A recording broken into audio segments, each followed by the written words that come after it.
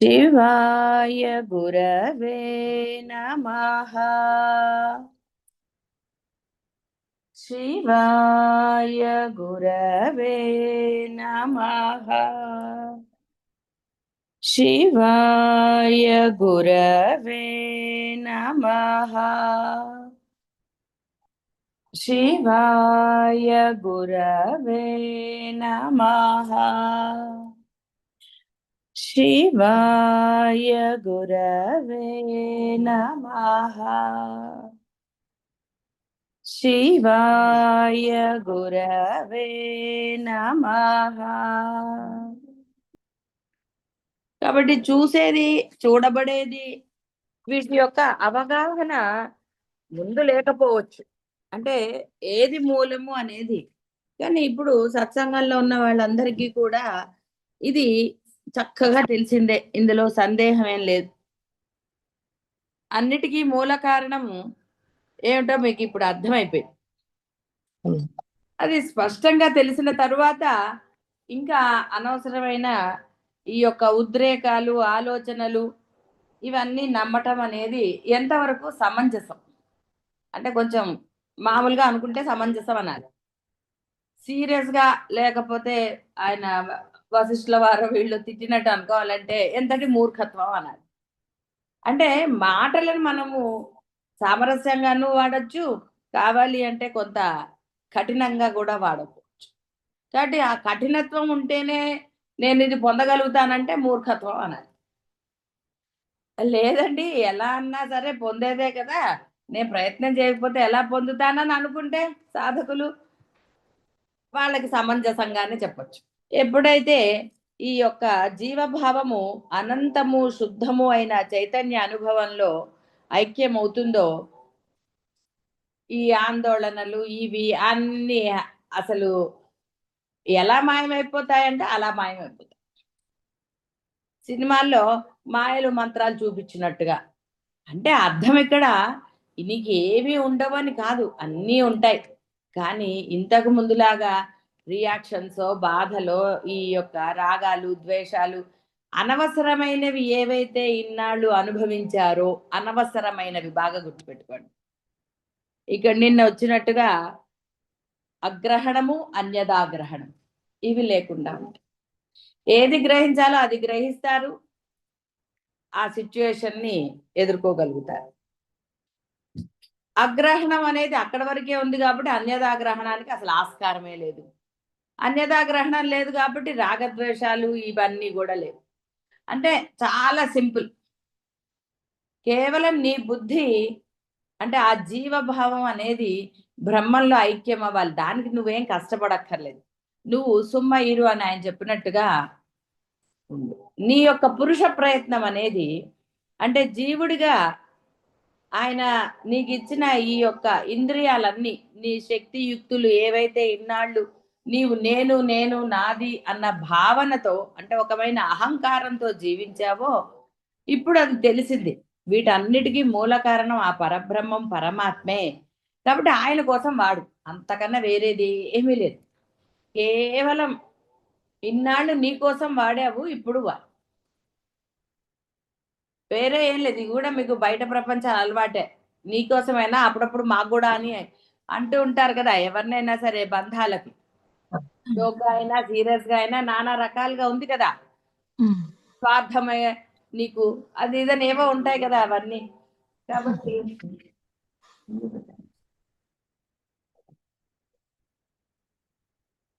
ఎప్పుడైతే ఈ చైతన్య అనుభవంలో అది ఐక్యం అయిపోతుందో, అంటే విలీనం అయిపోతుందో ఈ జీవభావం, బుద్ధి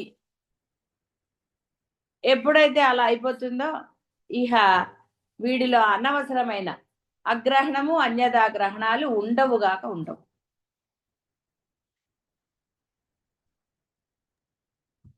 ఎప్పుడు నీలో కదలిక కలగాలో అంటే ఈ బాహ్య వ్యవహారంలో. వ్యవహారం చెయ్యి. వ్యవహారం పట్ల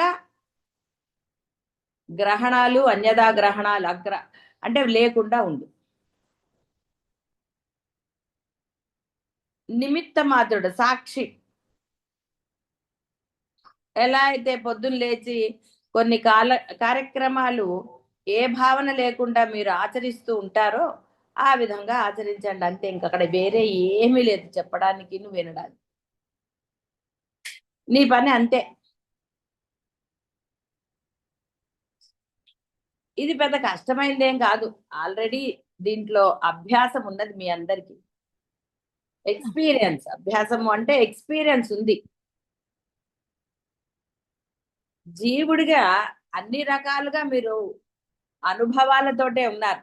అనుభవం లేని వాళ్ళంటూ ఎవరు లేరు. అన్యథాగ్రహణము, అగ్రహణము, సాక్షిగా ఉండటము, ఇలాంటి ప్రతి దాంట్లో కూడా మీ అందరికి ఎక్స్పీరియన్స్డ్. మీ అందరు కూడా ఎప్పుడైతే ఈ యొక్క ఈ లోపలదంతా అంటే లోపల ఈ అగ్రహణము అన్యథాగ్రహణం లేకుండా ఉంటుందో బ్రహ్మత్వం భాషిస్తుంది. ఈ దొంగలే నేను అంటే ఐడెంటిటీ లేని నేను అసలైన ఐడెంటిటీ అయిన బ్రహ్మంతో ప్రకాశిస్తుంది. గుడికి వెళ్ళేది ఆ పరమాత్మను చూడ్డానికి. ఆ పరమాత్మని చూసి ఆయన పాదపద్మాలనండి ఆయన యందు ఆ స్మరణ చేస్తూ అక్కడ లీనమైన వాడికి ఆ గుడిలోని ప్రశాంతత అనుభవం అవుతుంది.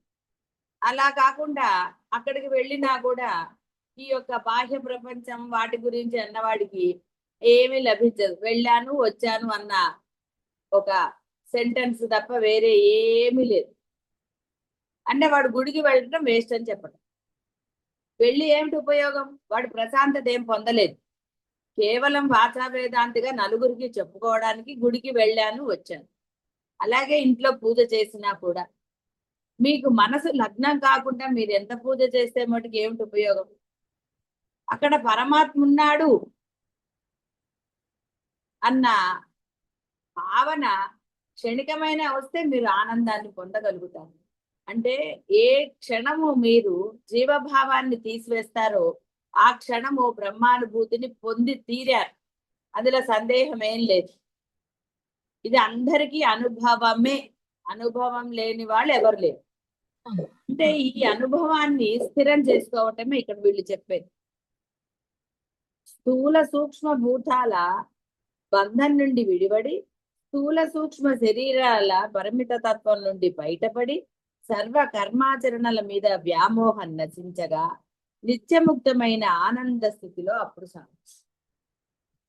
అయితే ఇక్కడ సర్వ కర్మ ఆచరణల ద్వారా వ్యామోహం నశించు అంటే ఇక్కడ అదేదో ఏం చేయకుండా హాయిగా తిని కూర్చోవటం అని కదా.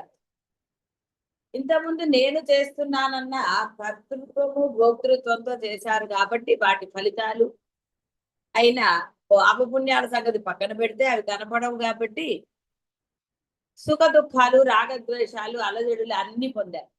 ఏ సందేహం లేదు. కర్తృత్వం ఉన్నప్పుడు తప్పదు నువ్వు అనుభవించక. చేసిన వాడికి చేసినంత కోళ్ళు సామెతలు ఉన్నాయి.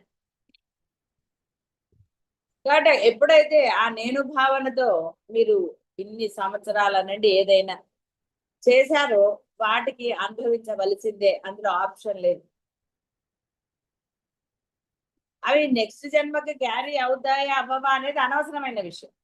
ఎందుకంటే నెక్స్ట్ జన్మ ఏమిటో నీకు తెలియనప్పుడు క్యారీ అవుతాయా లేదా అన్న ప్రశ్న అనవసరమైన ప్రశ్నగా మనం అంటే ఎవరికి వాళ్ళు తెలుసుకుంటే ఇప్పుడు నేను చేయవలసిన కర్తవ్యం స్ఫురిస్తుంది.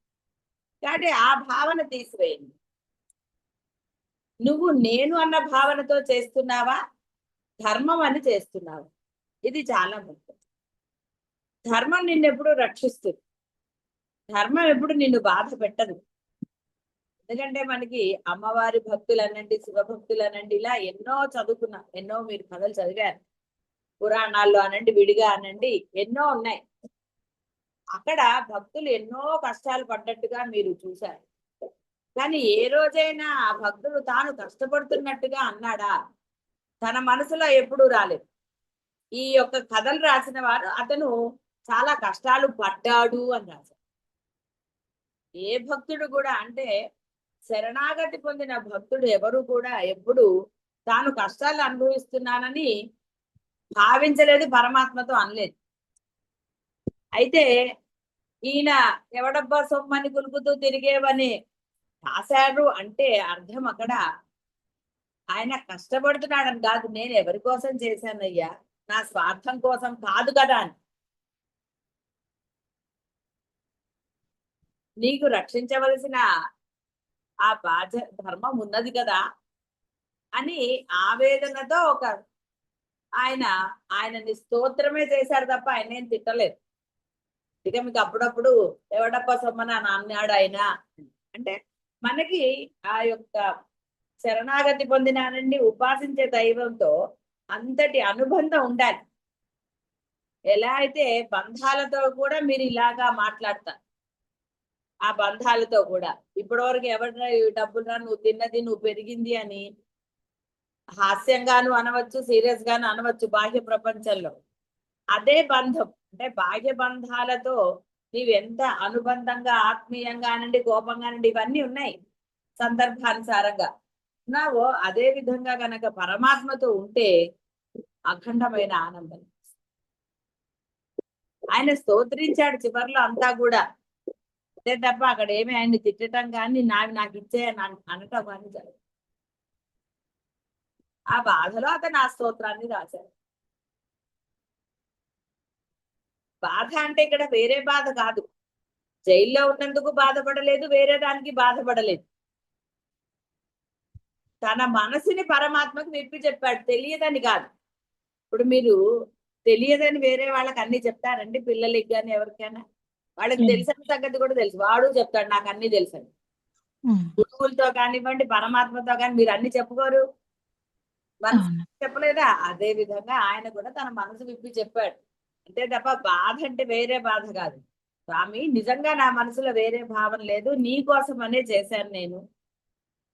అప్పుడు ఆ తన్మయత్వంలో నాకు తెలియలేదు నేను అధర్మం చేస్తున్నానని అని స్తోత్రం చేశాడు తప్ప అక్కడ ఏం తిట్టలేదు. అంటే శరణాగతి పొందినవాడు ఎప్పుడు కూడా ఆ శరణాగతిని అంటే ఎవరికి శరణాగతి పొందాడో వాళ్ళని తిట్టడండి, తన బాధని మాటల రూపంలో వ్యక్తపరిచాడు అంతే తప్ప వేరే భావన. ఆ పారవస్యంలో, భక్తి పారవస్యంలో ఆ కుండలు చేసేవాడు ఆ కొడుకుని చేసినా అతనేమి బాధపడలేదు. భార్య వచ్చి చెప్పినా కూడా అయ్యో ఇదంతా కూడా పరమాత్మ సంకల్పమే, నేను కావాలని చేసింది కాదు కదా అన్న. విఠలాన్ని ఆయన ప్రార్థన చేస్తే కొడుకు వచ్చాడు అంతే తప్ప ఏమిటయ్యా ఇలా చేసావు, నీ వల్లే జరిగింది, నా కొడుకును బతికించని ఆయన అడగలేదు. అంటే శరణాగతి అంటే అర్థం నేను అన్న భావన లేకపోవటమే శరణాగతి. నేను అన్నది లేసమాత్రంగా లేకుండా ఉండటమే శరణాగతి. ఆ శరణాగతి పొందినవాడు. శ్రీ గురుభ్యో నమః. గురువు గారికి పాదాభివందనం తల్లి. చెప్పండి.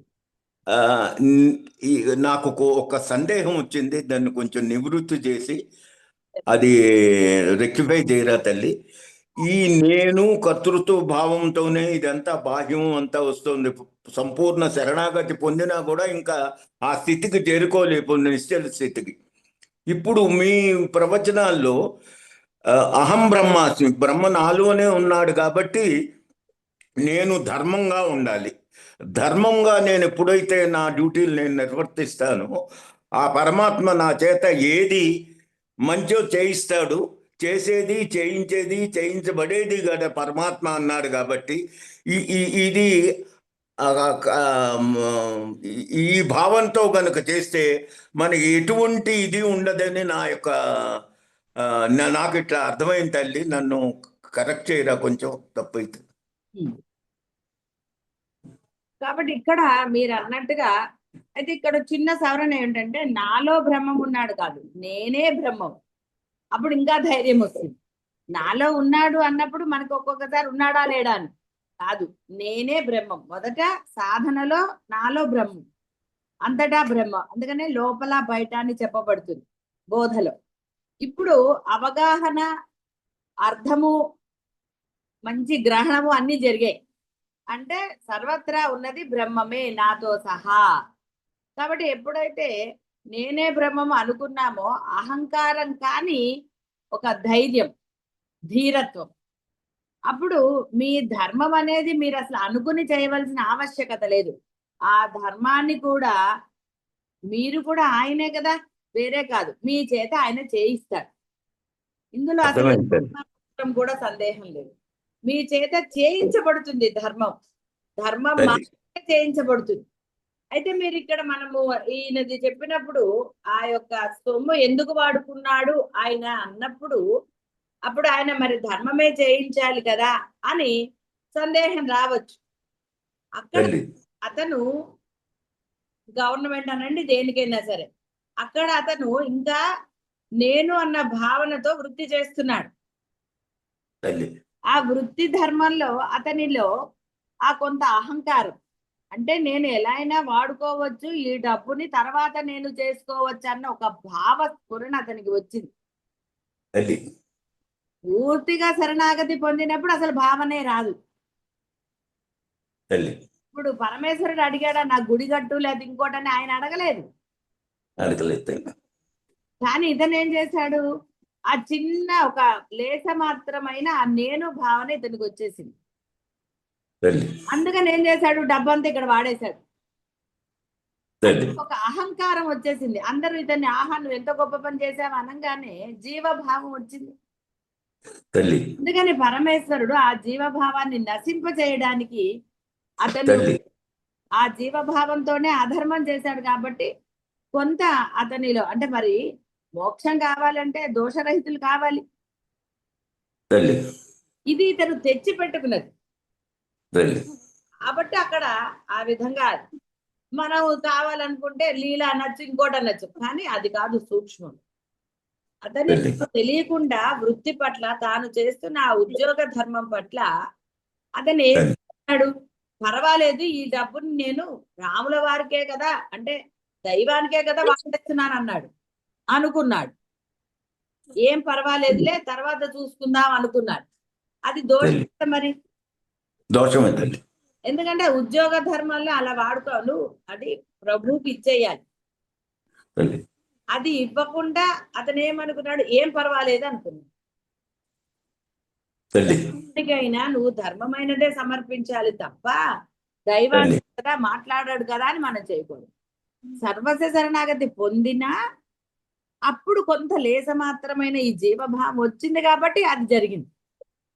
తల్లి శరణాగతి పొంది కూడా మనము అధర్మ సొమ్ముని గనక మన ఇష్టం వచ్చినట్టుగా ఏం పర్వాలేదని ఒక ధీరత్వంతో చేశారనుకోండి, అప్పుడు ప్రభు ఎందుకు తల్లి ఇస్తాడండి, రాడు. తల్లి అతనికి ఆ పరమాత్మ మీద అపారమైనది ఉంది, ఏం తల్లి సందేహం లేదు. కానీ చెప్పండి కదా, శంకరులకు ఎలా అయితే జీవభావం కొంచెం వచ్చిందో ఇతనిలో కూడా జీవభావం వచ్చింది, తల్లి అహంకారం వచ్చింది. ధర్మం గురుగారు ఆ, సంపూర్ణ శరణాగతి పొంది విధించబడ్డ ధర్మం గనక కరెక్ట్ గా చేసుకుంటూ పోతే ఇంకా ఈ దోషాలు జరుగుతాయా తల్లి?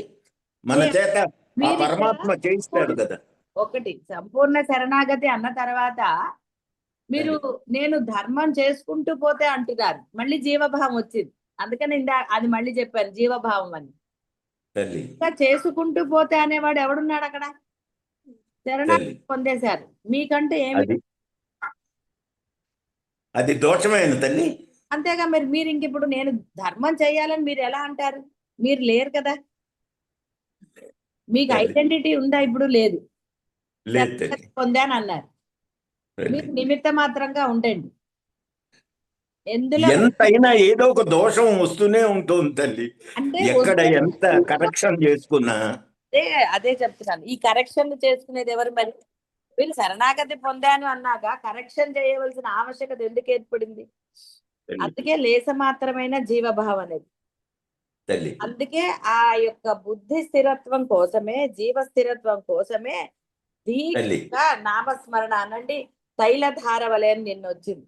తైలధార తల్లి వలె ఈ యొక్క అద్వైతం శ్రవణ మనన నిధిధ్యాసనలు చేయమన్నారు. తల్లి ఇంకా వేరే ఏం చెప్పలేదు. ఈ తల్లి స్థిరత్వం వచ్చే వరకు, అంటే ఇంకా నేనేదో ధర్మం చెయ్యాలి అన్న ఆలోచన మీలో కలగనంత వరకు సహజంగా అది నశించాలి. తల్లి. ఎన్నోసార్లు చెప్పుకున్నాను, లేవగానే మొహం కడుక్కోవాలని ఎవరు చెప్తారండి? మీరు అనుకుంటారా? ఆటోమేటిక్గా ఏదో చేత కానప్పుడు అబ్బాయి ఇప్పుడు మొహం కూడా కడగాలి కదా, కడిగితే గానీ కాఫీ తాగలేను అన్న ఒక భావం ఎప్పుడు వస్తుంది? చేత కానప్పుడు వస్తుంది. లేదు అర్థమైంది తల్లి. కదా, దాంట్లో తల్లి ప్రత్యేకంగా నేను ఉన్నదా?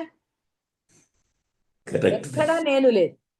తల్లి ఈ పనులు ఇప్పుడు నేను అన్నం తింటాను, అన్నం తినాలి, ఈ భావనలు వస్తాయండి. ఆ సమయము తల్లి ఆకలి వేయగానో తినేస్తే సరిపోతుంది అన్న ఒక అంటే ఎఫర్మేషనే ఉంది తప్ప అనుకోవడం తల్లి కానీ ఇంకోటి కానీ కర్తృత్వం రాలేదు కదా, రాలేదు తల్లి. నేను అనేది లేదు. తల్లి కాబట్టి ఇక్కడ ఈ సాక్షిత్వం అంటే బుద్ధి స్థిరత్వం వరకు మీరు ఈ తైలధారల వలె శ్రవణ మనన నిధిధ్యాసన, అందుకనే నామస్మరణ అనేది విధించారు. సర్వకాల సర్వ అవస్థల ఎందన్నారు. నువ్వు చేస్తూ తల్లి నువ్వు చేస్తూ కూర్చున్నప్పుడు నీ చేత మధ్యలో లేపి చేయించాలా, ఇంకోటి చేయించాలా, ఏం మాట్లాడించాలి నీతో, అన్ని వహామ్యహం అన్నాడు కదండి ఆయన మరి. తల్లి అన్నారు తల్లి. అంతే. కాబట్టి మనకి ఎందుకు అబ్జర్వేషన్, ఎందుకు ఏది వద్దు. అందుకే హాయిగా తపస్సులు ఎందుకు చేశారండి?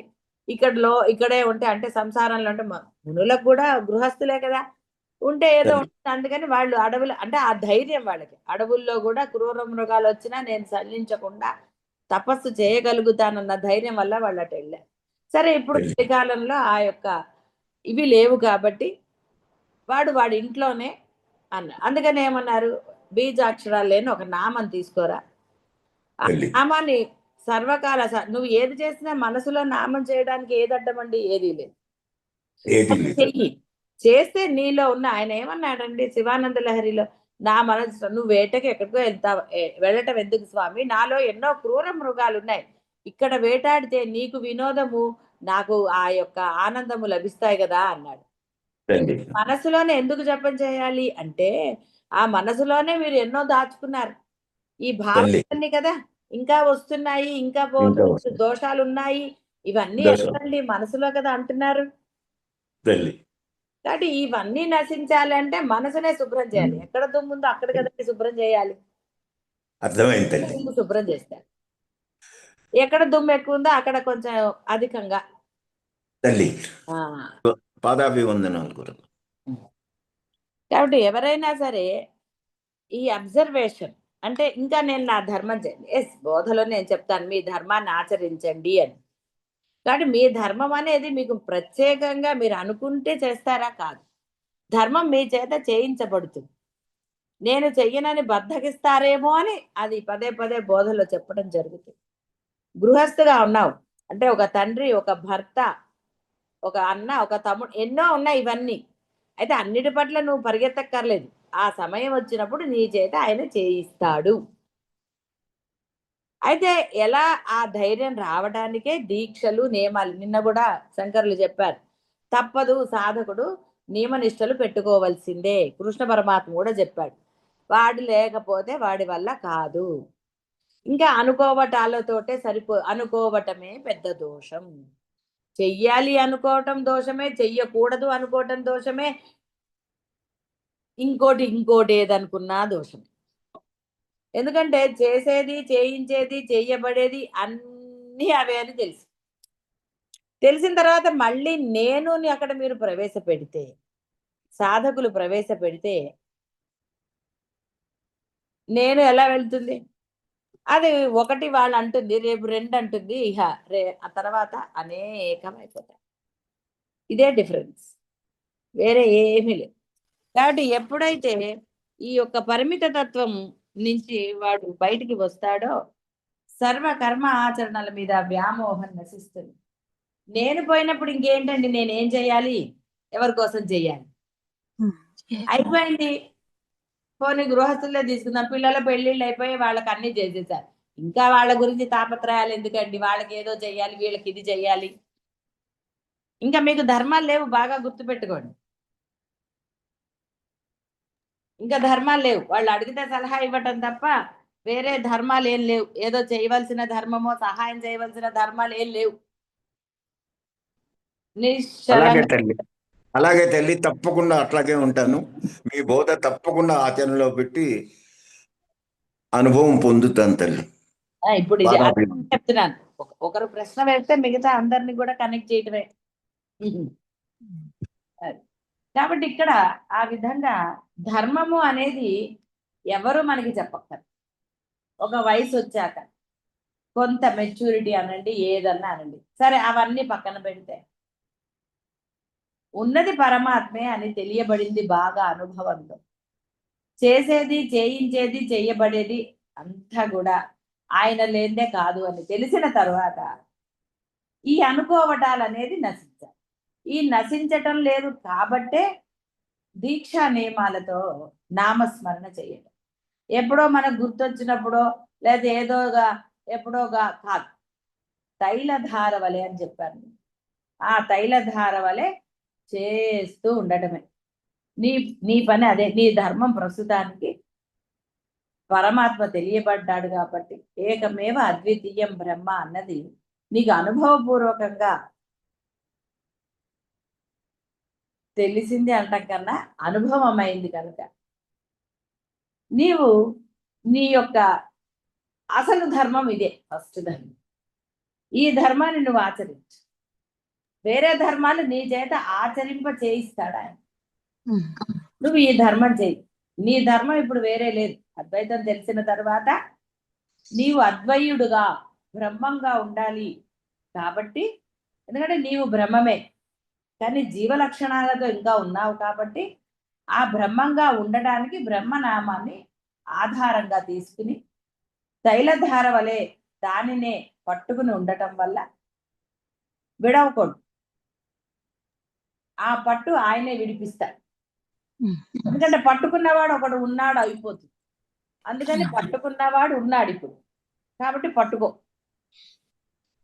ఇప్పుడు చూడండి, ఆధారం లేనప్పుడు వాడు విశ్వ ప్రయత్నం చేసి లేచి నడుస్తాడు పిల్లవాడు.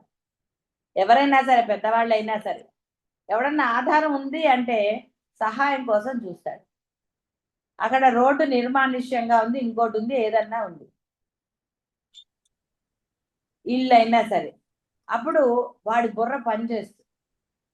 ఎలా ఆ యొక్క దాని నుంచి బయటపడాలో వాడు ఆలోచిస్తాడు. జీవుడైనవాడు ఆప్షన్ ఉన్నప్పుడు ఆలోచించండి అంతే. నేను అనేది ఆప్షన్ లేకుండా నాకు ఉండాలి. నేను బ్రహ్మమే, నాకు ఆప్షన్ లేదు కాబట్టి నేను ఈ సాక్షిగా శరణాగతి తత్వంతో ఉండాలి అన్నప్పుడు నాకు కొంత ఆలంబన కొంత మేరకు కావాలి. ఇలా డిసైడ్ అయ్యి దృఢ సంకల్పంతో కనుక ఆ దీక్షా నియమాలు పెట్టుకుని ఆ నామస్మరణ అనండి,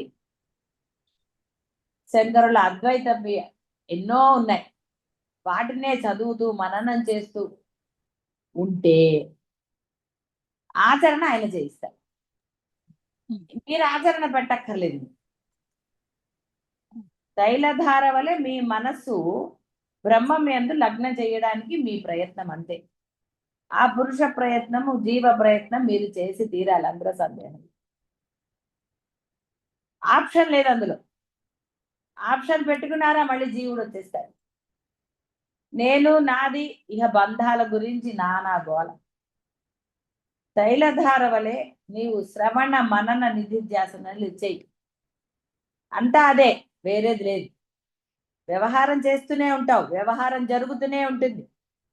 అక్కడ దోషం జరిగిందా, నేనున్నానా అని కూడా గమనించకుండా దీక్షలోనే ఉండు.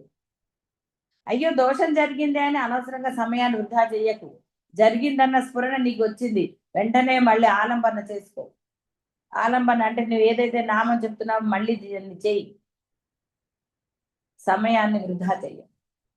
అలా ఎప్పుడైతే నీ మనస్సు, అది ఇప్పుడు బోధలో మాత్రమే ఇది, ఈ నేను దృఢంగా గనక పరమాత్మ పాదాలనండి, ఏదన్నా అండి శరణు,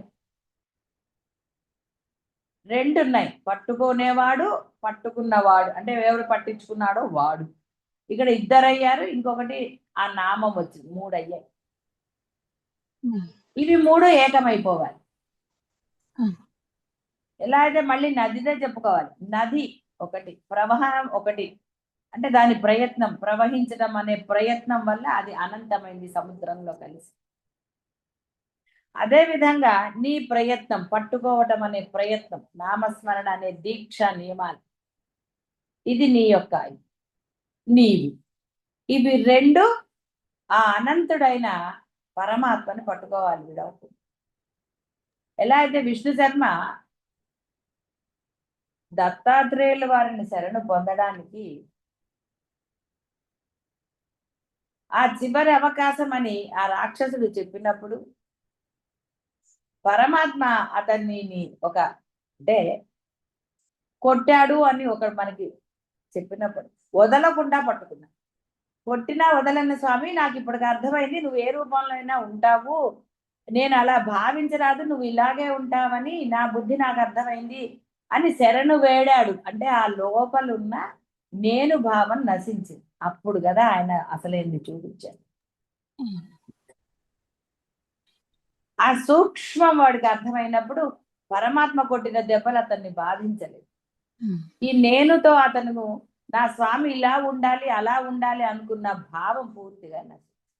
అలాగే మీలో నేను చెయ్యాలి, నాది ఇది, నా బాధ్యత, నా ధర్మాలు, ఇలా రకరకాలుగా ఉన్నాయి మీలో. అవన్నీ కూడా నశిస్తాయి. అవి నశించే వరకు మీరు దీక్షా నియమాలు మానరాదు, చేసి తీరవలసిందే. అప్పుడు ఇవి సహజంగా మీలో నశింపజేసే సామర్థ్యం వాడికే ఉంది కాబట్టి అవి రెండిటిని తనలో ఐక్యం చేసుకుంటారు. అంటే మిమ్మల్ని తానుగా మార్చేస్తారు. కావచ్చు ఆ సమర్థత అతనికి. గురువులను శరణాగతి పొందినా జరుగుతుంది. తోటకాష్టకం ఎలా వచ్చిందో తెలుసు. కాబట్టి ఒక విషయం అందు ఉండండి, వీళ్ళు వాళ్ళు ఇంకోళ్ళు లేరు. దైవమా, పరమాత్మ, గురువా, ఒకళ్ళని పట్టుకో. ముగ్గురు అభేదమే, కానీ నీ ఒక భావంతో పట్టుకో. ఇప్పుడు చూడండి, పూర్వకాలంలో తల్లిదండ్రులు లేకపోతే వేరే చోట అక్కల దగ్గర అన్నల దగ్గర ఉంటారు. మా నాన్నలాగా పెంచాడండి, మా అమ్మలాగా పెంచిందని అంటారు. అంటే అమ్మకి అక్కకి అభేదం అయింది కదా. వాళ్ళు ఆ భావంతో ఉన్నారు, వీడు అదే భావంతో ఉన్నాడు కాబట్టి ఆ పరమానందం పొందాడు. ఇద్దరిలో ఎవరిలో ఉన్నా సరే భేదము, ఆ ఆనందాన్ని వాడు పొందలేడు, ఆ డైలాగ్ రాదు. కాబట్టి నువ్వు అభేద తత్వంతో పరమాత్మను పట్టుకో. ఈ పట్టుకునే శక్తి కూడా ఆయనే ఇస్తాడు నీకు. ఎందుకంటే నీలో ఉన్న ఆ శక్తి అతనిదే. నువ్వు కొంత ప్రయత్నం చేయాలి, మిగతాది ఆయన చేస్తాడు. నువ్వు అసలు నేను పట్టుకోనంటే ఆయన ఏం చేస్తాడండి? నేను తినను, నా ఆకలి తీర్చేయాలి, నేను శక్తివంతుని కావాలి అంటే మూర్ఖత్వం అంటాడు ఆయన. ఒరే, నువ్వు తింటే సాత్విక ఆహారాన్ని చక్కగా దాన్ని పచనం చేసే బాధ్యత నాది అన్న. నీకు హాని కలగకుండా దాన్ని పచనం చేస్తారు. మీరు తినే దాంట్లో ఎన్నో ఉంటాయి, అన్ని మనకు కనపడవు. మీకు హాని చేసేవి కూడా అందులో ఉంటే ఉండవచ్చు కాక, అయినా ఆ నామంతో ఆయన మీద అపారమైన ఆ నమ్మకంతో ఎప్పుడైతే మీరు ఆహారాన్ని స్వీకరిస్తారో ఆ ఆహారం వల్ల మీకు హాని కలగకుండా చేసే బాధ్యత ఆయన. అందుకనే సర్వకాల సర్వ అవస్థలయందు అని చెప్పబడింది. ఎప్పుడైతే నువ్వు సర్వకాల సర్వ అవస్థలయందు ఆయనే అని ఉండండి, మీ బాహ్యంలో ఉన్నవి మిమ్మల్ని ఏ రోజు బాధించవు. మీకు కావలసింది ఆ సరైన సమయంలో మీకు ఆ పరమాత్మ ఇచ్చి తీరుతాడు. ముందు నీ బుద్ధి అక్కడ స్థిరంగా ఉండాలి. ఉన్నది పరమాత్మే, ఇచ్చేది ఆయనే, చేసేది ఆయనే, చేయించబడింది. అప్పుడు సర్వస్వ శరణాగత అవుతుంది. అప్పుడు ఆయన వహిస్తాడు మీ యొక్క అన్ని కష్టాల నుండి. అది పిల్లలతో ప్రాబ్లమ్సా, వేరే బంధాలతో ప్రాబ్లమ్సా, ఏ ప్రాబ్లమ్స్ అయినా ఆయన సర్వసమర్థుడు కాబట్టి చిటికెలు అనడానికి లేదు. కనురెప్ప మూసి తెరవడ సమయంలో వాటిని పరిష్కరిస్తారు. ఆ నమ్మకం మీలో ఉన్నప్పుడే ఆయన పట్టుకుంటారు మొదలకు. నమ్మకం లేనప్పుడు నేను నేను అనే ప్రయత్నం చేస్తారు. సరే, ఉన్న ఒక్క తలకాయ హెడేక్.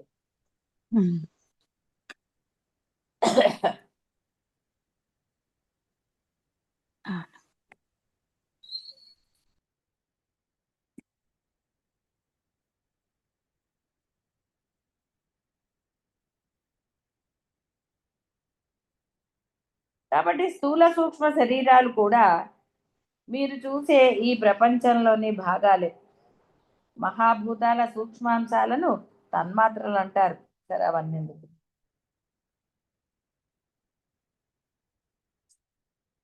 కాబట్టి దృగ్గోచరమయ్యే అంటే మీకు కనపడేది, మీరు చేసేదంతా కూడా బాహ్య ప్రపంచం. అది ఒక పనిలాగా అవుతుంది, కార్యం. వీటికి అవకాశాన్ని కల్పించిన వాసనలు కారణం. ఈ కార్యకారణాలు అనబడే ఉపకరణాల ద్వారా ప్రపంచ అనుభవాన్ని పొందుతున్నారు. అన్నిటికీ ఒక కారణం ఉంది కదండి, సమర్థింపు ఉంది కదా, అందుకు అందుకు అని. కాబట్టి ఆ సమర్థింపుతోటే ఇంత ప్రపంచం. కాబట్టి ప్రపంచం అంటే చూడబడేదే కాదు, అనుభవించబడేది కూడా. మీ సుఖ దుఃఖాలు, రాగద్వేషాలు, నానా గోళలన్నీ కూడా అదే. ఈ జీవుడు అనేవాడు ఈ కార్యకారణాలతో తాదాత్మ్యం చెందుతాడు. వాటినే నేను అంటాడు, అహంకారంగా ఉంటాడు. నా మాటే వినాలి, నేను చెప్పిందే వేదం, నా మాట ఎందుకు వినరు. ఇక ఆ నేను అన్న అహంకారం ఉన్నవాడు పలకని అపభ్రంశ మాటలు లేవు అహంకారంలో. నానా రకాలుగా ఎదుటి వాళ్ళని తూలనాడుతూ మాట్లాడతారు, మహాపాపాన్ని తెచ్చుకుంటారు. ఏ మాటలు అనకూడదో ఆ మాటలన్నీ అంటారు అవతల వాళ్ళని, అపభ్రంశపు మాటలు. అందుకనే ఆ మాటలు ఏంటో నేను చెప్పటం లేదు. అంటే ఈ అహంకారము వాడిని దిగజారుస్తుంది. వాడు అనుకుంటాడు, ఆహా నేను చాలా బ్రహ్మాండంగా మాట్లాడుతున్నాను, అవతల వాడిని ఇచ్చేస్తున్నానని వీడు అనుకుంటాడు, అహంకారం. కానీ ఎంతటి మహాపాపాన్ని వాళ్ళు తెచ్చుకుంటున్నారో వాళ్ళకి అర్థం కాదు. దిగజారిపోవటం అది. కోపం వచ్చింది, ఆ కోపానికి నీకు కారణమైన దాన్ని నువ్వు వివరించి చెప్పు, అందులో దోషం లేదు. నీ బాధ ఏంటో వివరించి చెప్పు. కానీ అనకూడని మాటలు అనటం, అవి నీకు పరమ దోషాన్ని తీసుకొస్తాయి. వాడు చెప్పేది విను, నువ్వు చెప్పేది చెప్పు, శాంతంగా చెప్పు, లేదు కొంత కోపంగా చెప్పు, దోషం లేదు. కానీ అనకూడని మాటలు చెప్పను, అలాంటివి వాడి లేనిపోని పాపాలు తెచ్చుకోకండి. దానివల్ల పాపము నువ్వు అనుభవించవలసిందే, నీకు దుఃఖమే. పాపం అంటే ఎక్కడో నరకానికి పోయి అనుభవించడం, నీ దుఃఖమే పాపము. నువ్వు అనుభవిస్తున్నా అంటున్నావు కదా, ఇప్పుడు ఆ మాటలు అంటూ అనుభవిస్తున్నాను నరకము కర్మ అని అంటున్నారు చూసారా, అదే నీ పాపము. నువ్వు అనటం మానే, చెప్పు, దోషం లేదు, చెప్పొద్దు అనటం లేదు. నీ బాధ వాడికి చెప్పు, అర్థమయ్యేటట్టు చెప్పు. అనవసరమైన మాటలు ఎందుకు మాట్లాడాలి, వాడిని తూలనాడే మాటలు ఎందుకు అనాలి అవతల వాడు. ఈ బుద్ధి కనుక కాస్త స్థిరత్వం పొందితే మాటలు రావు, కాబట్టి నువ్వు అనుభవించవలసింది ఏదీ లేదు. చెప్పవచ్చు, దోషం లేదు, బాగా గుర్తుపెట్టుకోండి. మీ మనసులోని మాట మీరు చెప్పవచ్చు, సామరస్యంగా చెప్పండి, సమంజసమైన మాటలతో చెప్పండి. అది ఏ బంధంతో అయినా సరే మీరు చెప్పండి. ఆ బంధం పట్ల చూడండి ఎంత, అంటే బంధమే మారుతుందా, మిమ్మల్నే మారుస్తాడా? ఎవరిని మారిస్తే మీరు ఆనందంగా ఉంటారో పరమాత్మ అది చేసి తీరుతాడు. ఆయనకు సమర్థత ఉన్నది. కానీ ముందర నీలో ఆ బుద్ధి కుశలత ఉండాలి. తూలనాడకుండా, అనవసరమైన మాటలు మాట్లాడకుండా ఈ ధైర్యం నీ దగ్గర ఉండాలి. అది ఏ బంధమైనా బాగా గుర్తుపెట్టు. ఈ బంధం పర్వాలేదు, ఆ బంధం పర్వాలేదు అనకండి. ఇప్పుడు పిల్లలు కొంచెం పెద్ద అయిన తర్వాత ఆ పిల్లలు అనే మాటలు మీరు భరించలేకపోతున్నారు. మరి అప్పుడు అంతకుముందు మీరు పిల్లల్ని అన్న మాటలు అని వాళ్ళు అంటే మీ పరిస్థితి ఏమిటి?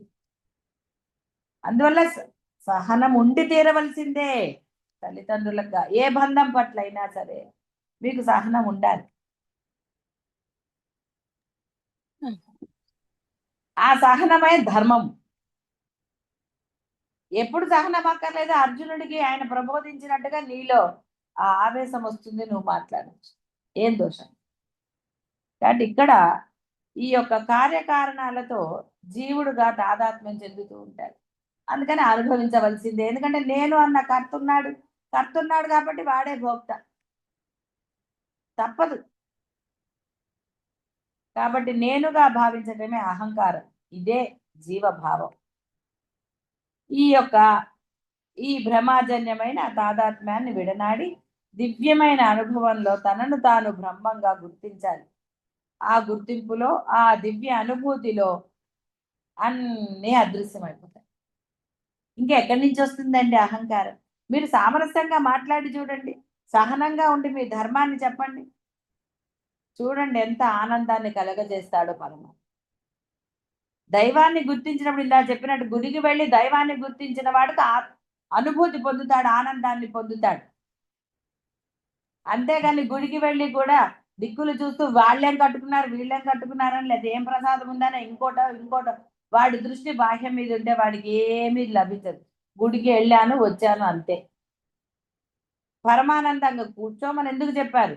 అరే ఇంట్లో ఎలాగో నానా ఆలోచనలు, గుడి దగ్గరికి వచ్చావు, ఇక్కడ ప్రశాంత పరమాత్మ ఉన్నాడు, కాసేపు ఆ స్మరణ చేయరా, నీ యొక్క తాదాత్మ్యం లభిస్తుంది నీకు అంటారు. అందుకని గుళ్ళో కూర్చోమన్నారు. అంతేగాని కూర్చుని పక్క వాళ్ళతో కబుర్లు చెప్పమని లేదు, లేదా అక్కడికి వెళ్ళి ఫోన్లు మాట్లాడు. ఎక్కడ లేని ఫోన్లని గుళ్ళల్లోనే, ఎవరు వినరని. కాబట్టి తాదాత్మ్యత అనేది నీలోనే, అన్ని నీలోంచి వచ్చినవే. నీ ఇష్టాయిష్టాలు, భావాలు, ఆవేశాలు అన్నీ కూడా నీలోనివే. ఎప్పుడు అవసరమో అప్పుడు ప్రదర్శించండి, వద్దనటం లేదు. అనవసరమైన సమయాల్లో సహనాన్ని గనక మీరు, అంటే ఈ తూలనాడే మాటలు ఏవైతే ఉన్నాయో అవన్నీ కూడా అసందర్భపు ప్రేలాపన అన్నారు. అసందర్భం అప్పుడు మాటలు అంటే అసందర్భపు ప్రేలాపన, రాని మాటలు, అనకూడని మాటలు, ఇవన్నీ కూడా పరమ పాపం. అవి నువ్వు దుఃఖముగా అనుభవించి తీరతావు, అందులో సందేహము లేదు. ఇక దివ్యానుభూతి ఎలా కలుగుతుందండి? ఆనందం ఎలా కలుగుతుంది? మీరు ఒకళ్ళని తిట్టారు, నానా గొడవ అయింది, ప్రశాంతంగా ఉండగలరా? ఇంకో గంట 2 గంటలో ఆ రోజంతా అలాగే ఉంటుంది. మరి ఎందుకండి తీరిగ్గా కూర్చుని హాయిగా ఆనందంగా ఉండండి, చక్కగా మీ భావాన్ని మంచి మాటలతో వ్యక్తీకరించండి. అవతల వాడు అర్థం చేసుకున్నాడా చేసుకోలేదా అని కాదు, మీరు చెప్పవలసింది మీరు చెప్పండి, వాళ్ళు చెప్పేది వినండి, అప్పుడు చూడండి ఆనందం.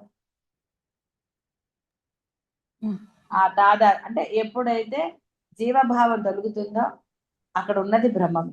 జీవుడు లేనప్పుడు ఉన్నది బ్రహ్మమే. నీ దేహం నశిస్తే మటుకు ఉన్నది బ్రహ్మం కాదా?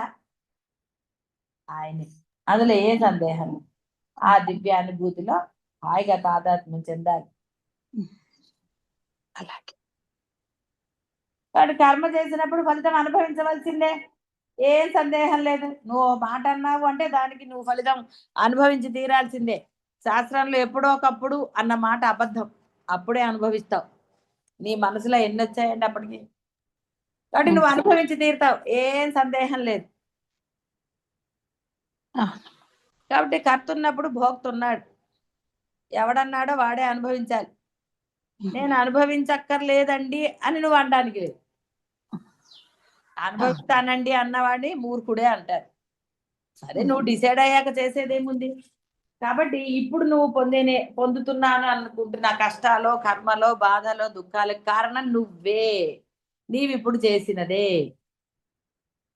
పూర్వజన్మది అది ఎలాగూ ఉంటుంది, అది ఇది కల్పిస్తాడు, అందుకే భరించలేనిది అవుతుంది. భరించేవన్నీ ఇప్పటివి, భరించలేనివి ఆయన యాడ్ చేశాడు. ఎలాగో వీడు చేస్తున్నాడు కదా అని ఆ కర్మ ఇందులో కలిపాడు, అప్పుడు నీకు భరించలేని బాధ వస్తుంది. ఆ బాధ వర్ణనాతీతం అంటారు కదా డైలాగులు, వర్ణనాతీతంగా ఉంటుంది. ఎందుకండి మరి వర్ణనాతీతమైన అంటే పూర్వజన్మది కూడా ఎందుకు అనుభవించాలి? అది నేను తీసేస్తానరా, నీకేం పర్వాలా, సంచి ఖాళీ చేసే బాధ్యత సమర్థత నాకున్నాయంటే అది వినకుండా సంచిని బరువు ఎక్కించడం ఎందుకు చెప్పండి? సంచి బరువు ఎక్కితే ఏమవుతుందో తెలుసు కదా. అవును. కాబట్టి సంచిని ఖాళీ చేసుకునే అవకాశం పరమాత్మకి ఇవ్వాలి, కానీ సంచిని బరువు చేసేది ఎప్పుడు, ఎందుకు? కాబట్టి అందరూ కర్తలుగా ఉండకుండా ఆ యొక్క బ్రహ్మంగా ప్రయత్నాలు చేయండి. మీరు చేయవలసిన పురుష ప్రయత్నం అది మాత్రమే, ఇంకా వేరేది ఏది మీరు చేయవలసిన ఆవశ్యకత లేదు. ఈ నేను కర్తృత్వ భోక్తృత్వ భావాలతో కష్ట సుఖాలను అనుభవిస్తూ ఉంటుంది. ఈ నేనే గతంలో అనేక కర్మలను చేసి వాసనలను ప్రోగు చేసుకుని వర్తమానంలో ఫలితాలను అనుభవిస్తోంది. అనుభవిస్తూ మరలా కొత్త వాసనలను పోగు చేసుకుంటూ భవిష్యత్తును నిర్మించుకుంటారు. అంటే ఇంకా ఇంకా సుఖ దుఃఖాలు పొందేటట్టుగా చేసుకుంటారు. ఈ అహంకారం అంటే ఈ నేను అదృశ్యమైతే అన్ని కర్మలు ఫలితాలు కూడా అదృశ్యమై తీరతాయి. కర్తృత్వం లేనప్పుడు భోక్త కూడా లేడు. నేను కర్తను అన్నప్పుడే నీవు ఆ యొక్క ఫలితాన్ని అనుభవించి తీరాలి. సంకల్పం చెప్పుకున్నప్పుడు అనుభవించి తీరాల్సిందే. సంకల్పం చెప్పావు, నేను ఫలానా వంశము ఫలానా ఇది అన్నావు అంటే నువ్వు ఆ విధిగా శాస్త్రం చెప్పిన విధిగా ఉండి తీరాలి, లేదా నువ్వు పాపమే నీకు. కొన్ని నా ఇష్టము, కొన్ని శాస్త్రాలు, కొన్ని ఇది అది అని ఉండడానికి లేదు. ఎయిదర్ దిస్ ఆర్ దట్ అంతే. ఇటు అద్వైగా ఉండు, లేదా శాస్త్రం విధించిన ధర్మాలను ఆచరించు, అంతే తప్ప నా ఇష్టం అండి అంటే నష్టం నీకు. అంటే కర్మ చేసిన వాడు అనుభవించక తప్పదు. కాబట్టి కర్తృత్వం లేనప్పుడు భోక్తృత్వం లేదు. నువ్వు నేను కర్తను అని చేసిన దానికే ఫలితం నువ్వు అనుభవించవలసి వస్తుంది. నేను కర్తను కాదు, నేను బ్రహ్మం, అహం బ్రహ్మాస్మి స్థితిలో నువ్వు కర్మ చేసినప్పుడు ఆ కర్మ నిన్ను అంటుంది. జ్ఞాని కర్మ చేసినా చేయనట్టే అని ఎన్నోసార్లు చదువుతున్నా. కాబట్టి ఎప్పుడైతే ఈ అహంకారం నేను అదృశ్యం అవుతుందో కర్మలు ఫలితాలు అన్ని కూడా లేకుండానే పోతాయి. నేను లేనప్పుడు ఇంకా చేసేవాడెవడు, పొందేవాడెవడు? రెండు లేవు. శిక్ష విధించబడిన నిందితుడు మరణిస్తే శిక్ష ఎవరికి? ఇదే విధంగా ఈ యొక్క నేను అహంకారం ఈ వ్యక్తిత్వం నశించినప్పుడు ఇక ఫలితాలు ఎవరికి చెందుతాయి? అక్కడ వాడు లేనే లేడు, ఐడెంటిటీతో ఉన్నవాడు లేనే లేడు, కాబట్టి ఫలితాలు ఉండవు. కర్మ చేసిన వాడే ఫలాన్ని అనుభవించి తీరాలి. కర్తృత్వ భోక్తృత్వ భావాలతో తాదాత్మ్యం చెందుతూ ఉన్న జీవభావం బ్రహ్మభావంలో ఐక్యం కాగానే, విలీనం కాగానే కర్మఫలాన్ని అనుభవించే వారెవరు అక్కడ ఉండకపోవటంతో సహజంగా ఆ జీవుడు ముక్తి పొందాడని చెప్పక తప్పదు. జీవభావం దృష్ట్యా ఇదే ముక్తి. ఎంత సింపుల్ గా ఉంది. నేను అనేది తీసేయండి, చెయ్యండి. మీకు ఏది ఎదురవుతోందో, మీ చేతి ఏది చేయించబడుతోందో ఆ కర్మలను అలా ఆచరిస్తూ వెళ్ళండి. ఇంకా అక్కడ మీరు చేయవలసింది ఏమీ లేదు. కేవలం ఆ యొక్క కర్మలని ధర్మమైన అంటే ధర్మయుక్తంగా, అన్యాయంగా కాదు. ఒకడిని అన్యాయం చేసో ఒకడికి నష్టం చేసో కాదు. అందులో మీరు చేసే దాంట్లో ధర్మం ఉండాలి, అనే మాటలో ధర్మం ఉండాలి. అలా ధర్మయుతులుగా ఉన్నప్పుడు పెద్ద సమయం పట్టదు. మీరు బ్రహ్మంగా ఏం బ్రహ్మంలేండి ఉన్నన్నాళ్ళు ఇవన్నీ అంటే అనుభవించక తప్పదు. నేనుతో చేసావు కాబట్టి నేనుతో నువ్వు అనుభవించక తప్పదు కాక తప్పదు.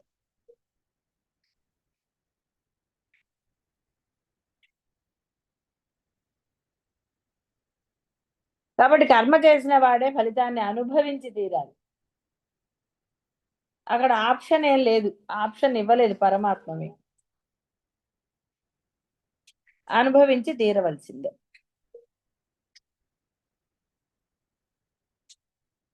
ఎప్పుడైతే ఈ యొక్క జీవభావంతో ఉన్నవాడు ఆ బ్రహ్మభావంలో విలీనం అయిపోతాడో, అంటే నేను అన్న భావం వాడు సహజంగా వాడిలో నశిస్తుందో, వాడు బ్రహ్మంగా తైలధార వలె ఆ బ్రహ్మం గురించి చేసినప్పుడే అది జరుగుతుంది, లేదా జరగదు. కాబట్టి ఎప్పుడైతే వాడు ఆ విధంగా ఉంటాడో,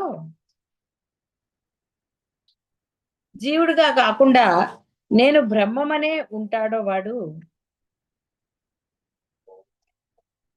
ఆ విధంగానే వాడి యొక్క మనసా వాచ కర్మణ అన్నట్టుగా ఆచరణ ఉంటుందో, అప్పుడు ఇక ఈ యొక్క జీవభావం ఏదైతే నేను ఉన్నదో అది లేసమాత్రంగా కూడా లేకుండా ఆ బ్రహ్మంలో అంటే ఎందుకంటే ఉన్నవి రెండే, జీవుడు బ్రహ్మం.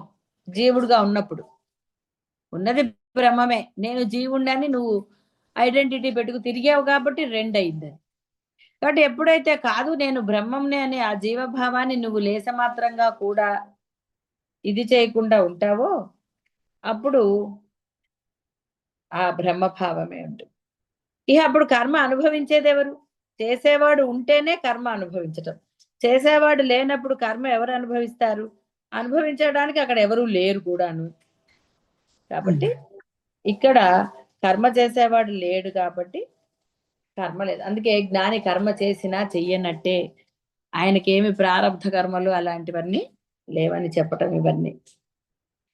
అదే ముక్తి పొందటం అంటే నేను భావన నశించటమే మోక్షము, ముక్తి, జీవ బ్రహ్మైక్యము ఇవన్నీ కూడా. ఇందులో ఇంకా సందేహమేమీ లేదు. సందేహపడ్డానికి అసలు ఏముంది అక్కడ? ఏమీ లేదు సందేహపడ్డానికి. ఉన్నది అదే. ఆ తాదాత్మ్యత చెందితే చాలు, ఇంకేమీ అక్కర్లేదు.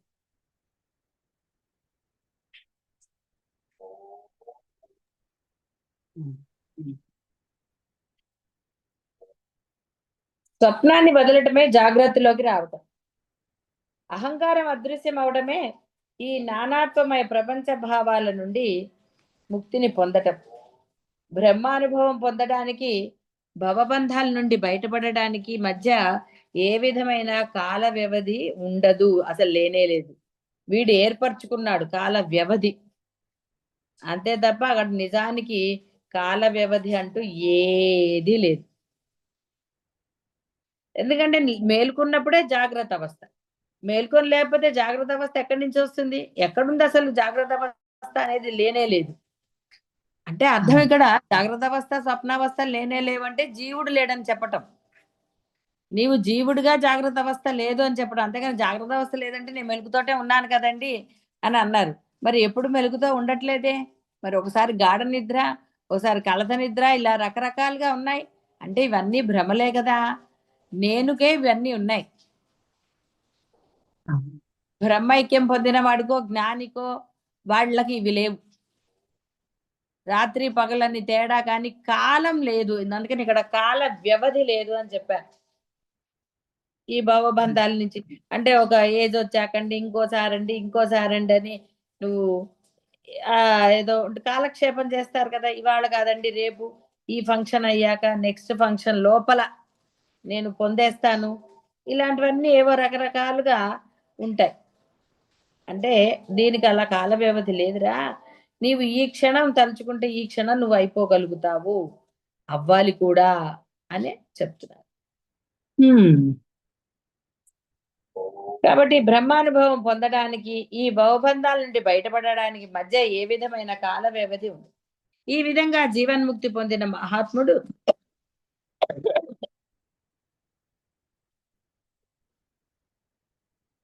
ఇంద్రియ విషయ భోగ్య వస్తువుల మధ్య ఉన్నప్పటికీ ఏ విధంగానూ వాటిచే ప్రభావితం కాడు. కాబట్టి అన్నీ ఉంటాయి. రమణ మహర్షి కూడా ఆశ్రమం ఏర్పడింది, ఎంతోమంది వచ్చారు పోయారు, నానా రకాలుగా ఉన్నాయి. కానీ ఎప్పుడూ అతనికి దానిలో తాదాత్మ్యత కలగలేదు. అతనుగానే ఉన్నాడు. ఎక్కడా కూడా అతను మరలా మామూలుగా లేడు. ఎందుకంటే అతను అలా ఉన్నాడు అంటే ఆ చుట్టం ఎవరో వచ్చి అందరు చనిపోయారు నువ్వు ఇంటికి రానో, తల్లి వచ్చి ఏడ్చినప్పుడో వెళ్ళిపోయేవాడు మాట్లాడకుండా. కానీ అలా జరగలేదు. కాబట్టి ఇక్కడ మనకు అది అర్థం కావాలి. అందుకనే మహాత్ముల జీవిత చరిత్ర మనం చదువుతున్నాము అంటే దానిలోని సూక్ష్మాన్ని అర్థం చేసుకోవాలి. ఏదో పైన చదివేసేసి ఆహా ఓహో అని అనరాదు. కాబట్టి ఇంద్రియ విషయభోగ్య వస్తువుల మధ్య ఉన్నప్పటికీ జీవన్ముక్తుడు వాటిచే ఏ విధంగానూ ప్రభావితం కాదు. అవి అతనిని ఏ విధంగానూ బంధించలేవు. కార్యకారణ సంబంధ రూపము సుఖదుఖ భూయిష్టమైన సర్వ ప్రపంచ భావ భ్రాంతి నుండి అతడు ముక్తి పొందటమే ఇందుకు కారణం. అతనికి తెలిసిపోయింది కార్యకారణాలంటూ ప్రత్యేకంగా ఎక్కడ ఏవి లేవు. ఎక్కడున్నాయి కార్యకారణాలు అనేవి? లేనే లేవు. లేని దాన్ని అతను అనుభవపూర్వకంగా తెలుసుకున్నాడు లేదు అని. అనుభవపూర్వకంగా తెలుసుకున్న తర్వాత మరలా దోషంలో అంటే దోషం జరగదు అని అర్థం. ఘంటాపదంగా చెప్పవచ్చు, దోషం అనేది ఎట్టి పరిస్థితిలోనూ జరగదు అని. అదే ఇక్కడ మనకి జీవన్ముక్తుడి గురించి చెప్పారు. కాబట్టి సుఖ దుఃఖ భూయిష్టమైన సర్వ ప్రపంచ భావ భ్రాంతి నుండి అతడు ముక్తి పొందటమే కాబట్టి ఇన్నున్నాయండి. వీటన్నిటి నుంచి పొందాలంటే చాలా టైం పడుతుంది, బోల్డంత ఎక్స్పీరియన్స్ కావాలి. ఇవన్నీ ఒట్టి కథలే. అక్కడ ఏమీ లేదు, అక్కడ అంత పొందడానికో అంత ఇదవ్వడానికో ఏది లేదు. నువ్వు అంటున్నావు ఏదో కాలము ఇంకా ఏదో అనండి, ఎందుకంటే నీలో జీవభావం నశించలేదు కాబట్టి. జీవభావం నశించలేదు కాబట్టి నానా గోల. ఓ నేను జీవుణ్ణి అనుకుంటూ నానా రకాలైన గోలలు. నువ్వు జీవుడివి కాదురా, నువ్వు బ్రహ్మం అంటుంటే కాదు నేను జీవుడిని అంటే ఏం చేస్తారండి? అంతే, కాలక్షేపమే జరుగుతుంది. వాచా వేదాంతులు అవుతారు, లేదా కాలక్షేపం కబుర్లు చెప్పుకుంటూ ఉంటారు. బ్రహ్మం నాకు తెలుసు అని అనుకోవడానికే. బ్రహ్మం నాకు తెలుసు, ఓకే. తెలియదని అంటం ఎందుకు? బ్రహ్మం తెలుసు. తెలిసినందువల్ల ఉపయోగం ఏముంది ఆచరణ లేనప్పుడు? జీవన్ముక్తి పొందిన మహాత్ముడు తాను అంతకు పూర్వం వ్యక్తిత్వ భావనతో ఆచరించిన కర్మ ఫలితంగా వచ్చిన ప్రస్తుత జన్మను సాక్షి మాత్రంగా చూస్తూ వాసనల క్షయం కావడాన్ని గుర్తిస్తాడు. అతనికి కొత్త వాసనలేవి ఏర్పడవు. మనసులో ఏదన్నా ఉంటే కదా కొత్త వాసనలు ఏర్పడడానికి. అతనిలో ఏదన్నా భావన ఒకరి మీద ఇంకో ఏదన్నా ఉంటే వాసనలు అంటే ఇక్కడ వేరే అనుకునేరు. వాసనలు అంటే కర్మ ఫలితాలు, అవి ఏమీ లేవని. నేను భావనతో చేయనప్పుడు కర్మ లేదని సుస్పష్టంగా శంకరులు చాలా సార్లు చెప్పారు. వశిష్ఠుల వారు చెప్పారు, కృష్ణ పరమాత్మ కూడా చెప్పాడు. అందులో సందేహం ఇంతమంది చెప్పారు కూడా. కాదు అంటే వాడి కర్మ అంతే. లేదంటే కర్మ అనుభవించవలసి వస్తుందంటే అవును, మరి నువ్వు నేనుతో చేస్తున్నావు, నువ్వు అనుభవించవలసిందేరా. లేదంటే అందరూ అనుభవించాల్సిందే, నువ్వెవడు నిర్ణయించడానికి? అవతల వాడు కూడా కర్మ, జ్ఞాని కూడా కర్మ అనుభవించవలసిందే అని చెప్పడానికి నువ్వెవరు అసలు? కాబట్టి ఇక్కడ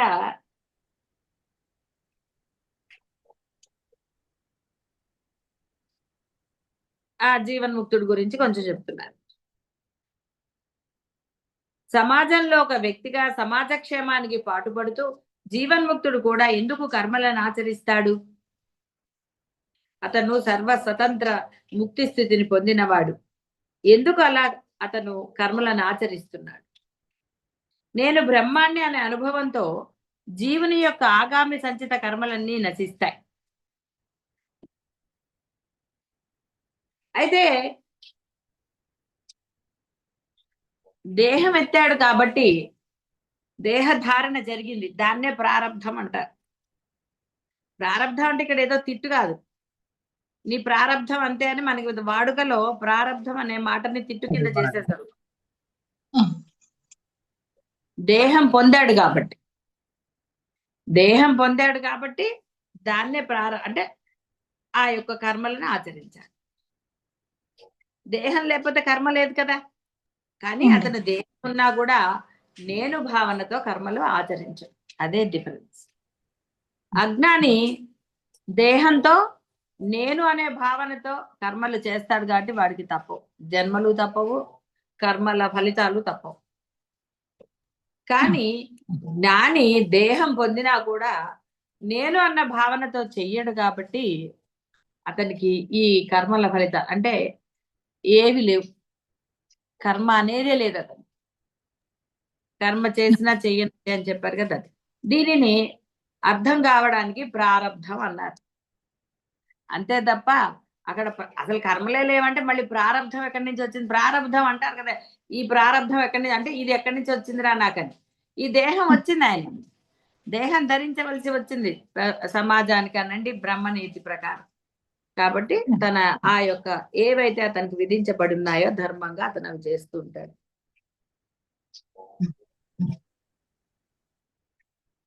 తుపాకీ నుండి విడువబడిన తూటాల వంటిదే ఈ యొక్క జన్మ.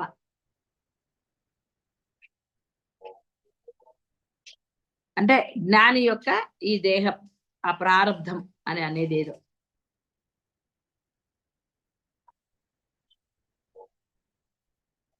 కాబట్టి ఈ తూటాలు ఎంత వేగంతో వెళ్తాయో అంతవరకు వెళ్ళిపోతుంది, అంతవరకు నివసించవలసిందే, వెనుకకు మరలడం అసాధ్యం. దేహం ఎత్తాడు కాబట్టి ఆ దేహం నశించే వరకు అతను ఆ దేహంలో వర్తిస్తూ ఉంటాడు. అంతే తప్ప ఇంకా నేను ఉండను అని వెళ్ళిపోవటమో, నేను చెయ్యను అనటమో, ఇష్టాలను ఇలాంటివన్నీ అతనికి ఏమి ఏదో సందర్భానుసారంగా చెప్తారు తప్ప ప్రత్యేకమైన ఎటువంటి వాసనలు అతనికి ఉండదు.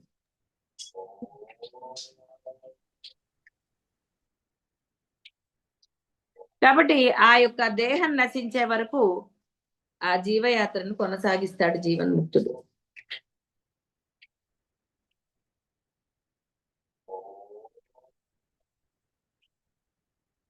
జీవన్ముక్తుడు కూడా ఎందుకు మామూలు మనుషుల వలనే సమాజంలో ప్రవర్తిస్తూ ఉంటాడు అని తెలివి తక్కువగా సత్యాన్ని అర్థం చేసుకోలేని సామాన్య మానవుడు అడిగే ప్రశ్నకు శంకరులు చెప్పే సమాధానం, పరమార్థ స్థితిలో ద్వైతమే లేని ఏకత్వం ఉందని, అక్కడ ఏ ప్రశ్నకి ఆస్కారమే లేదని స్పష్టంగా చెప్పి, ఇప్పుడు పైన చెప్పిందంతా అదే. ప్రశ్న ఎందుకు వేసుకుంటాడు జీవన్ముక్తుడు ఇది అది అని? మీరు ప్రశ్నలు వేసుకుంటారు కదా, ఇది కావాలి అది కావాలి, ఇది చేస్తే బాగుంటుందా, రకరకాలు కదా సందేహాల, సమాధానాల, డిస్కషన్ల ఏమిటండి. పరమార్థ స్థితిలో ద్వైతమే లేని ఏకత్వం. ఏకత్వంలో ఇంకోటి ఎక్కడుందండి? రెండోది కావాల్సింది కానీ, పొందవలసింది కానీ, కోరవలసింది కానీ ఉన్నాయా? కోరికలు ఎక్కడున్నాయి? ఏది ఎలా ఉందో దాన్ని అలా పొందటమే తప్ప వేరేగా ఎక్కడుంది అసలు? ఉండే ఆస్కారం ఏది? కాబట్టి తెలివి తక్కువగా బాహ్య ప్రపంచంలో వాళ్ళు అనుకుంటారు అలా. అనుకోనివ్వండి, దానివల్ల ఇతనికి ఏమీ నష్టం లేదు కదా.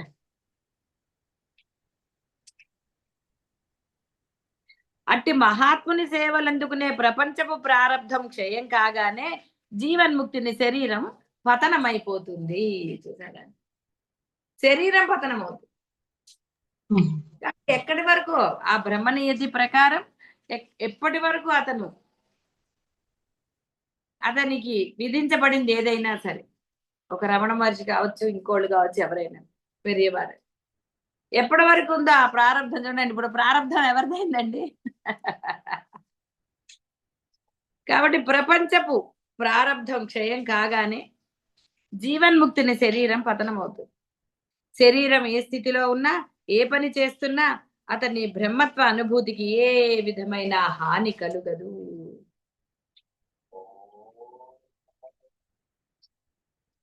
ఎప్పుడు ఆనందంగానే ఉంటాడు. ఎలాంటి విపత్కర పరిస్థితుల్లో అయినా సరే భయపడటం కానీ, ఖేదం చెందటం కానీ జరగదు.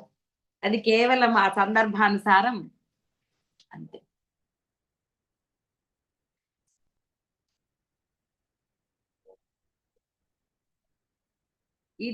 ప్రపంచంలోని ఇతరుల ప్రారంధమే జ్ఞాని శరీరం చేత లోక కళ్యాణ కారణాలైన కర్మలను చేయిస్తూ ఉంటుంది.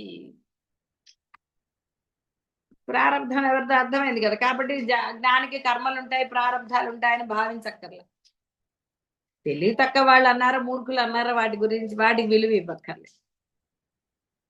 అద్వయము ఏకమైన కైవల్య స్థితిలో, నిత్యము ఆనందమయమైన బ్రహ్మానుభవంలో, పరమపదంలో జీవన్ముక్తుడు నిష్ఠుడై ఉంటాడు.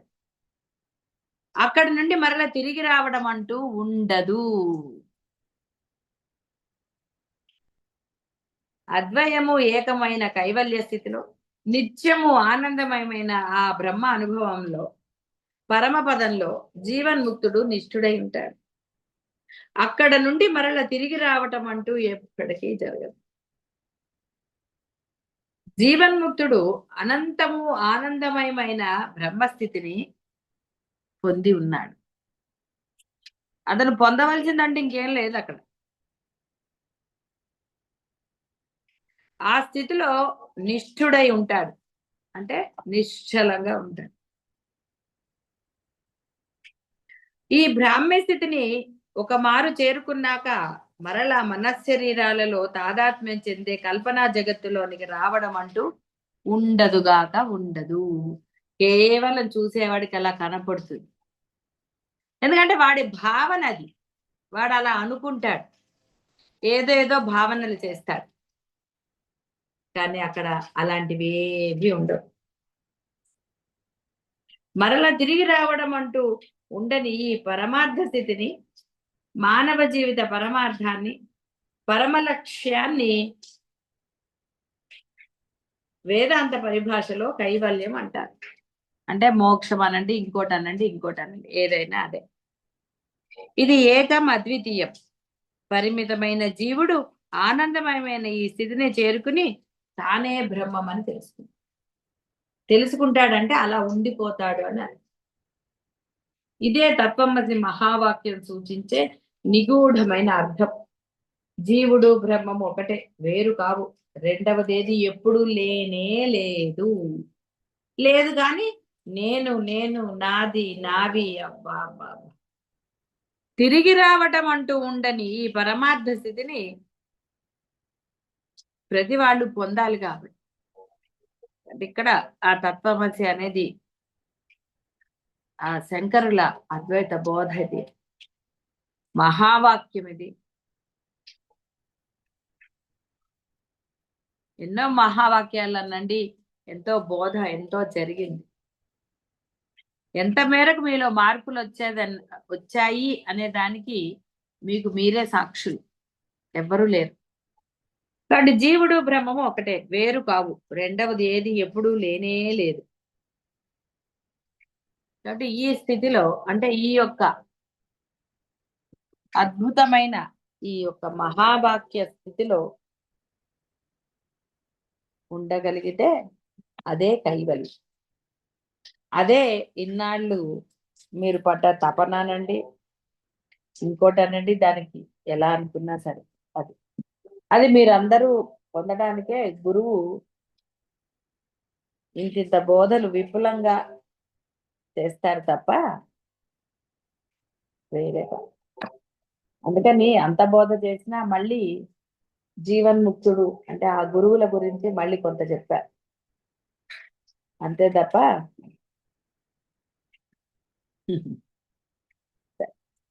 ఏది ఏమైనా సాధకులు మీరు, లక్ష్యం చేరుకోవాల్సింది మీరు. కాబట్టి లక్ష్య సాధనలో ఏవేవి మీకు అడ్డమో వాటిని గనక మీరు నిర్మూలించుకోకపోతే, కేవలం వాచా వేదాంతులుగా మిగిలిపోతే కర్మ అనుభవించక తప్పదు. బాగా గుర్తుపెట్టుకోండి. వాచా వేదాంతం వల్ల మీకు పుణ్యం రాదు. ఒక కాలు ఇటు ఒక కాలు అటు వేయటం వల్ల కూడా మీకు ఏమీ ఉపయోగం ఏమీ లేదు. కాబట్టి బోధ అనంతం. గురువులు చెప్తూనే ఉంటారు అని వింటూ ఉండటం లక్ష్యం కాదు, అవధి ఏర్పడాలి. ఆ యొక్క కైవల్య స్థితిని పొంది తీరాలి. దానికి అనుగుణంగా మీ యొక్క మాట చేత అన్నీ ఉండాలి. అప్పుడే మీరు ఆ స్థితిని పొందగలుగుతారు. తత్ త్వం అసి అహం బ్రహ్మాస్మి. ఈ రెండు జీవుడికి ఆపాదించు, అంటే ఇవి రెండు అనగలుగుతాడు ఆ స్థితిని పొందినవాడు. ప్రజ్ఞానం బ్రహ్మ అవన్నీ తర్వాతవి. ఇది తత్వమసి, అహం బ్రహ్మాస్మి. ఈ రెండు పదాల అర్థం ఒకటే. కాబట్టి అందరూ కూడా ఎన్నో ప్రయత్నాలు చెప్పబడ్డాయి, మీకు ఎలా చేసుకోవచ్చో సులభమైన పద్ధతులు చెప్పబడ్డాయి. ఏ రకంగా కూడా ఏ రహస్యాలు దాచలేదు, అన్ని విపులంగానే బోధనలో చెప్పబడ్డాయి. ఆ తైలధార వలె ఆచరణే ముఖ్యం. కాబట్టి అందరూ ఆ స్థితిని పొందాలనే గురువు ఎప్పుడు కాంక్షిస్తాడు. శుభం భూయాత్.